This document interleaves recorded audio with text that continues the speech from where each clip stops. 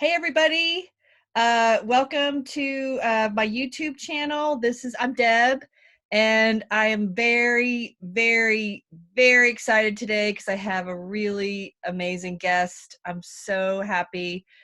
We have Bavu Blakes here today, and he is an old friend of mine, someone I know from working with the Heart of Texas Writing Project and as a teacher and as an artist. And he's going to talk to us today a little bit about his notebook work and what's come out of his notebook work. But I want him to introduce himself because he does so many different things. So Bavu, would you mind telling everybody about who you are and what you do and your life as a writer a little bit? Sure. I think it's important to say that there's nothing I've identified as longer than I've identified as a writer. Like I can remember writing poetry books when I first moved to Texas. So I would have been 8 years old.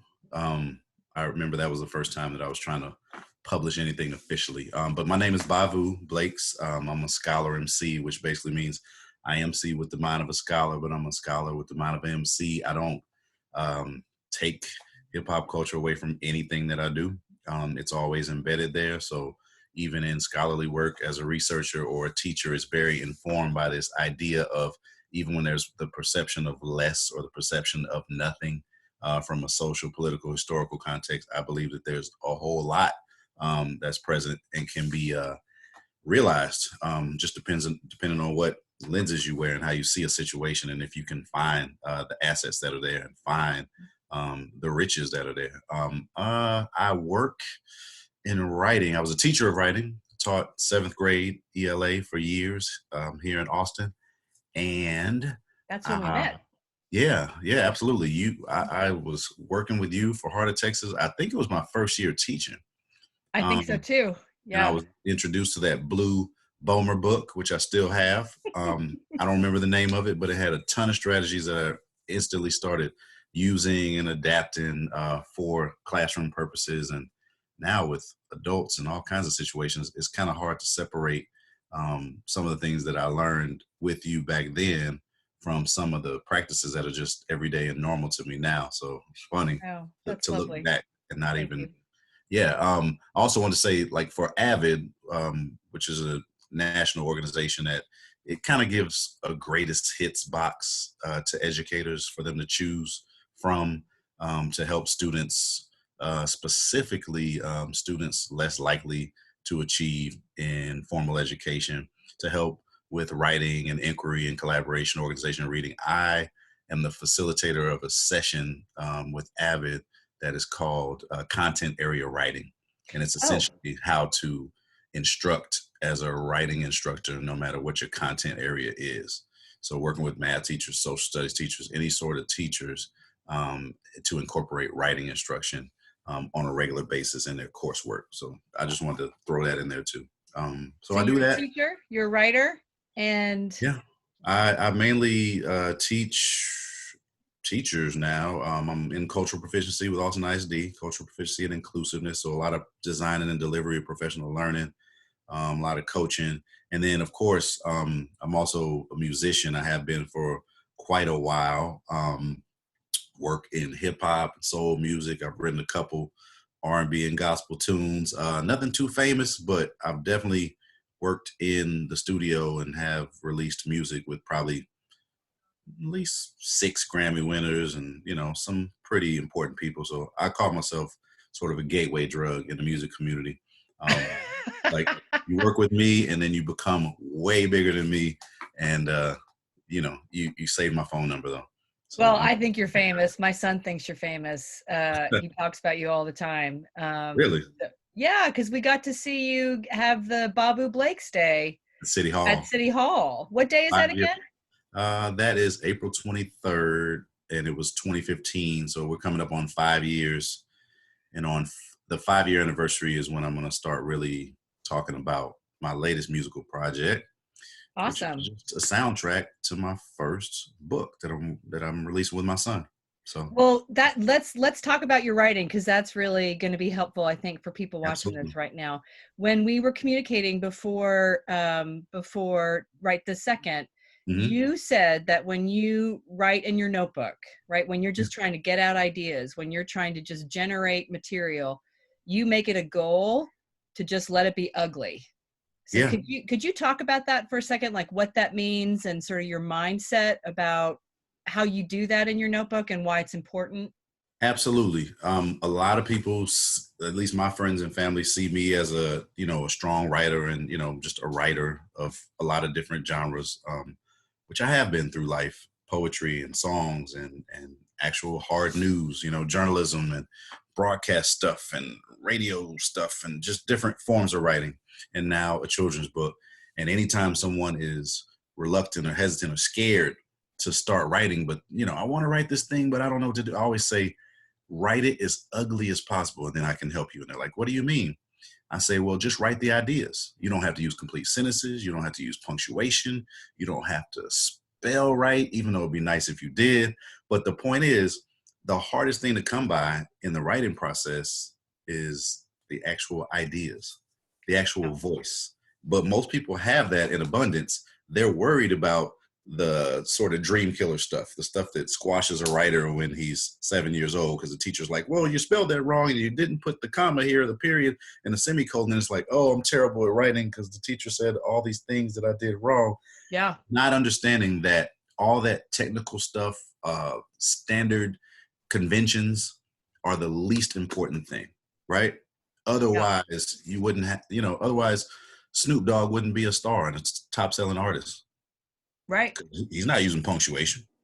Right. He's using a lot of slang. He's using a lot of regionalized language. But I say all that to say, at the beginning, which I would consider a pre-writing stage, the most important part of the writing process is what are your ideas and what is your voice, right? Yeah. In fact, let's just strike voice and just say ideas. So I suggest you write in a very ugly way so that if I'm writing a song and I know what I want to say, instead of trying to write this perfect verse or this perfect melody, let me just think about the ideas that I want to use in the song. Well, I want to talk about this guy who started in church and then got into the streets real tough and then had a lot of convictions about what he was doing.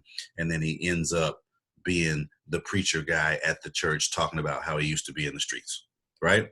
Once I have an idea like that, I just start writing whatever details in whatever form. It could be phrases, it could be chunks, it could be single words I want to use. So you start with a really ugly thing, but what it gives you is a puzzle, right? And then you can move all of these things around and add to them. And I actually have another example of how writing ugly, right, on purpose can help you to produce something beautiful. I was with middle school children after school about a month ago, and they're like, how are you going to teach us how to write a rap in an hour? And I said, well, first, just make a list of 10 things you really like and 10 things you really don't like. And they were like, and that's going to help me write a rap? I said, yep, you got 3 minutes. So they all did it really easily. We shared, everybody giggled. And then I said, now, out of your list of 20, see how many you can just make a word to rhyme with it, a word or two that rhymes with each of those words in the next few minutes. And they did it. And then I said, now we have a perfect puzzle because you can put any of these rhyming terms after each other at the end of your line. And now just figure out what goes at the beginning. So that's just another example of like, start with what you do know, which could be Yeah. your ideas, your concepts, anything you know, just slap it on a page, Yep. right? Because what does a cake look like before you bake it? Just a bunch of stuff on the counter. Yep. So I Yeah. think writing really works the same way, and the way that you get over your fear or your reluctance, your hesitance, or your fear of being imperfect, right, is be as imperfect as you can. You have to embrace that. That's Yeah. what you need to do. Yeah. Hmm. So Hmm. how do you, like, for me, I know that to be true with writing. I've experienced that with writing, but I still have often a voice in my head that will censor it, that will push it down, that will be frustrated that it's not yet great. Hmm. And so I have to really work on talking myself out of that. Do you struggle with that? And do you have ways to sort of quiet those voices? I think that the method we're talking about right now is my way of silencing that. So let's imagine you're walking through this big messy field and you keep, you know, you almost step on a nail, and you keep running around. You seeing pieces of wood and pieces of iron, and you know big glass panes or whatever. And it's like, this is the junkiest field I've ever walked through. Like, how can anybody live here? Yeah. Right. But then if you were able to zoom out of that, you realize that all the junk in the field is actually everything you need to build your dream house. Right. Oh, okay. Same concept. Like, just get the materials down, just get the ideas down, just get the pieces down, and then treat that like a jigsaw puzzle, and put it together and expand what you need to expand and throw away what you need to throw away. I really think that helps. And maybe it's just the way my mind works and not everyone's mind, but I just recommend that people dump down, even when people are saying, can you help me write something? I kind of always put that back in their hand as a way for me to help them, help me, help them. I'm kind of lost in the loop, but you get the idea That that makes perfect sense. you just dump down anything that you have that can be useful, right? If I'm gonna write about you, Deb, first I just need to write what I remember. Yeah. And I just need to describe you. Like, that has nothing to do with sentence structure. It doesn't. Right. And the hardest things to come by are the ideas that are unique to you, or the ideas that, what you do know. So I try to think about what I do have as opposed to what I don't have yet, and then treat what I do have like these pieces, and it's just a code I need to crack. It's funny that we started off the conversation and you talked about really working to see beauty and asset in all situations. And you're seeing beauty and asset in your own work, right? You're seeing beauty and asset in your own ideas. And I think you are particularly good at that in a lot of different ways, right? That's a great lesson. I think too, for me, I don't know if it's true for you, but I know that I've been on this road before where I've had to just get it out. I've had to dump it out, and good things have come out of it. So I try to remember the road that I've traveled on with this before. And that gives me comfort too. Like, you know how this goes. You've done it a million times. Yeah. This is the work, right? Right. So I think with more experience, it helps too. I don't know if you'd agree with that. I absolutely agree with that. And I think that we just have to have ways to prompt people and encourage people to have the experience. For example, free writing is very common, right? And if I can get you to free write for 20 minutes, and I can get you to highlight the 3 most important parts of what you just wrote. Yeah. Then you have some ugly stuff that you can now add water and sunlight to and expand to probably 3 beautiful things, right? It's a little seed. But I think the key is that the more you write, the more you can go back and observe your thinking, as opposed to just hold it in your head and it comes out when it comes out and then it's gone. It evaporated into the air. Right. The more that you can capture some of those words and go back and see them, especially for a given time period, such as now. Yeah. If you can get down your thoughts and what you're experiencing, what you're thinking, what you're feeling right now, then maybe later when we can actually be in public assembly again and you can actually hand someone some of your writing, then you can go back and revisit this in a very authentic way because it's sitting there waiting for you. You can actually observe yourself as long as you're able to, record yourself. I'm so excited that we did this. This is so beautiful. Perfect.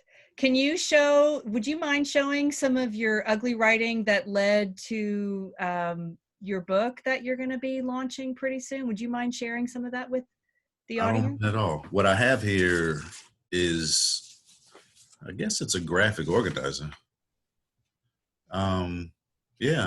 This is kind of like a 3-column thing.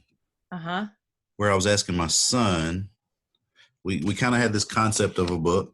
Yep. And it was about some of the problems he was having at school. So I made 3 columns. The problems he's having at school. I put a hero story here and I put a connection here. And that might not make sense right now. But he was talking to me and we wrote kind of the main problems he had his kindergarten year. People who were different than him didn't want to play with him. The librarian wouldn't give him the book he asked for. Teacher kicked him out of class because he was overly curious, which is crazy. But anyway, and then we thought about the stories basically from his bookshelf. where people had similar problems. Oh, you used you used mentor text. Oh, wow. Okay. And then we made connections from there. Uh-huh. And then ended up with, for example, he comes home from school and he's like, oh, this thing happened. This is the finished product. Something like that. And then he sees one of those historical figures and he learns all about when that historical figure had the similar problem and what came of that historical figure.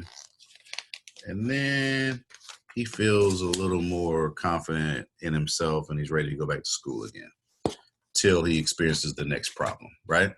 So, does that make sense? Yes. Okay. Yes. Okay. Yes. But So, that's something that started with Scribble Scratch and was sort of organized, but I'm also thinking through it with a 6 or 7-year-old at the time. But I'm sure I have other examples as well. I think it's important to note that, kind of the doodling and scratching, like this is a very professional notebook I have where I do a lot of work with the school district, take notes around that and keep resources. And yet there's papers hanging all out of it. And inevitably you have these detours that you have in your note taking. I can go back. I remember watching August Wilson had a play called Fences. Yeah. And then Denzel Washington directed it. Yeah. And one time my wife and I went and saw that movie and we took notebooks with us and we took notes through the whole movie. Right? Wow. And then we got home and we reviewed our notes. And then we came back from there and we would write for stretches of time, take turns writing, read the other person's writing, and then continue from there. And we did that for most of an hour.